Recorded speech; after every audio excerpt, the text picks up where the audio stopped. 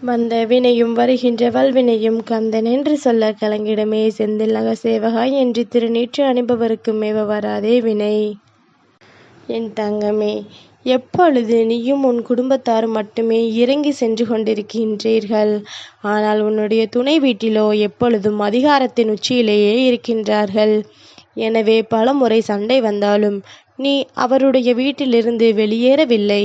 இதுதான் என்னுடைய வாழ்க்கை, இதுதான் என்னுடைய வீடு என்று எவ்வளவோ அனுசரித்து கொண்டு சென்றாய். நீ அனுசரித்து சென்றதை அவர்கள் பலவீனமாக எடுத்துக்கொண்டார்கள். எடுத்துக்கொண்டு உன்னை மேலும் காயப்படுத்தி கொண்டிருக்கின்றார்கள். அப்படி ஒரு கட்டத்தில் நீ அந்த வீட்டை விட்டு வெளியே வந்து விட்டாய்.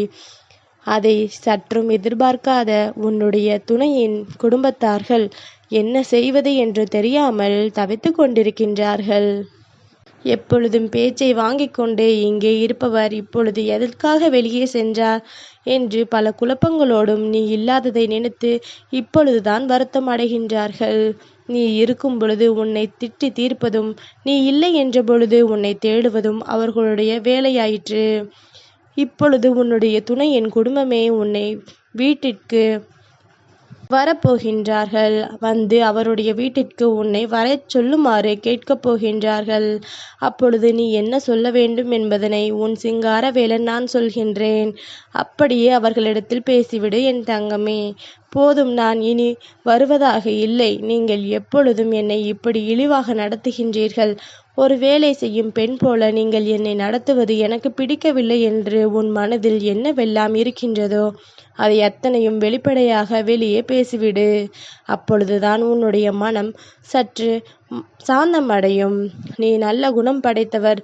நிச்சயமாக உன்னுடைய வாழ்க்கை நன்றாகத்தான் இருக்க வேண்டும். இப்பொழுது ஏதோ நேரம் சரியில்லை. அதனால் இப்படி பல பிரச்சனைகளும் குழப்பங்களும் வந்து கொண்டே இருக்கின்றது. அனைத்தும் சரியாகிவிடும் என் தங்கமே. உன் வாழ்க்கையை சீரமைத்து கொடுப்பது இந்த சிங்காரவேலனுடைய கடமை.